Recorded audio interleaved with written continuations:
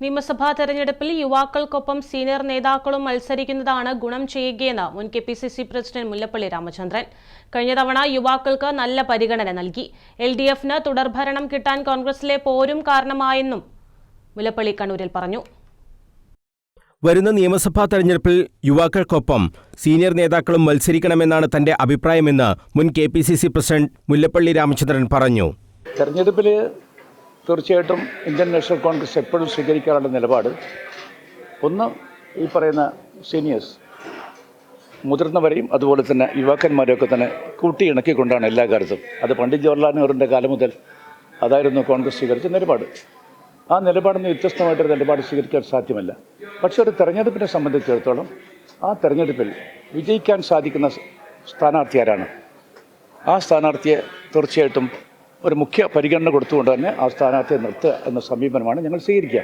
കഴിഞ്ഞ തവണ യുവാക്കൾക്ക് പരമാവധി അവസരം നൽകിയാണ് തന്റെ നേതൃത്വത്തിൽ സ്ഥാനാർത്ഥി പട്ടിക തയ്യാറാക്കിയത്. ആ പരീക്ഷണം പരാജയപ്പെട്ടുപോയോ എന്ന ചോദ്യത്തിന് പരീക്ഷണമല്ല പരാജയപ്പെട്ടതെന്നും നേതാക്കൾ തമ്മിലുള്ള ഐക്യമില്ലായ്മയാണ് പരാജയത്തിന് കാരണമെന്നും മുല്ലപ്പള്ളി രാമചന്ദ്രൻ തുറന്നടിച്ചു. തീർച്ചയായിട്ടും അത് പല കാരണങ്ങളുണ്ട്. അത് ലിസ്റ്റിൻ്റെ മാത്രം തകരാറില്ല. അത് പലപ്പോഴും കോൺഗ്രസിലെ അന്നത്തെ സംഘർഷങ്ങൾ, അതുപോലെ തന്നെ ഗ്രൂപ്പ് വടംവലി, സ്ഥാനാർത്ഥി നിർണ്ണയത്തിൽ അവർ കാണിച്ച അനവധാനത തുടങ്ങിയിട്ട് ഒരുപാട് കാര്യങ്ങൾ അതിന് പ്രേരകമായിട്ടുണ്ടെന്നാണ് എൻ്റെ വിശ്വാസം.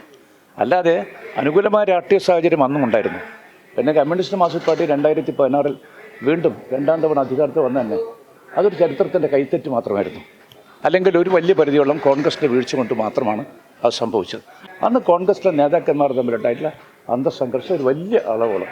നിയമസഭാ തെരഞ്ഞെടുപ്പിൽ മത്സരിക്കുമോ എന്ന ചോദ്യത്തിന് വ്യക്തമായ ഉത്തരം മുല്ലപ്പള്ളി രാമചന്ദ്രൻ നൽകിയില്ല. തന്റെ സ്ഥാനാർത്ഥിത്വത്തിന് പാർട്ടി നേതൃത്വം ഇതുവരെ എതിര് നിന്നിട്ടില്ലെന്ന് മുല്ലപ്പള്ളി രാമചന്ദ്രൻ പറഞ്ഞു.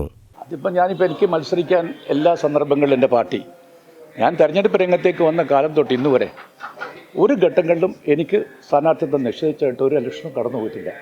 കഴിഞ്ഞ തവണ ഞാൻ ലോക്സഭയിലേക്ക് മത്സരിക്കില്ല എന്ന കാര്യം നിങ്ങൾക്കെല്ലാം തന്നെ അറിയാം, ഞാൻ ഉറപ്പിച്ച് പറഞ്ഞാണ്. അതുപോലെ അസംബ്ലിയിലേക്കൊന്നും പറഞ്ഞു 140 നിയോജകമണ്ഡലത്തിനും എനിക്ക് ഒരു പ്രദേശ് കോൺഗ്രസ് കമ്മിറ്റിയുടെ അധ്യക്ഷൻ എന്ന രൂപത്തിൽ ശ്രദ്ധിക്കേണ്ടതുണ്ട്. ഞാൻ മത്സരരംഗത്തില്ല എന്ന കാര്യം ഞാൻ പറഞ്ഞാണ്. അപ്പോൾ മത്സരിക്കാനൊന്നും എനിക്കൊരു കാലത്തും പ്രയാസം ഉണ്ടായിട്ടില്ല. അഖിലേന്ത്യാ കോൺഗ്രസ് കമ്മിറ്റി ഞാൻ മത്സരിക്കുകയാണെങ്കിൽ തീർച്ചയായിട്ടും എവിടെ വേണമെങ്കിലും എന്നെ സ്വാഗതം ചെയ്യുമെന്ന വിശ്വാസം എനിക്കുണ്ട്. നിയമസഭാ തെരഞ്ഞെടുപ്പിൽ MP-മാർ മത്സരിക്കണമോ എന്ന കാര്യത്തിലടക്കം ഹൈക്കമാൻഡാണ് തീരുമാനം എടുക്കേണ്ടത്. ഹൈക്കമാൻഡ് എടുക്കുന്ന തീരുമാനമാണ് തന്റെയും തീരുമാനമെന്നും മുല്ലപ്പള്ളി രാമചന്ദ്രൻ പറഞ്ഞു.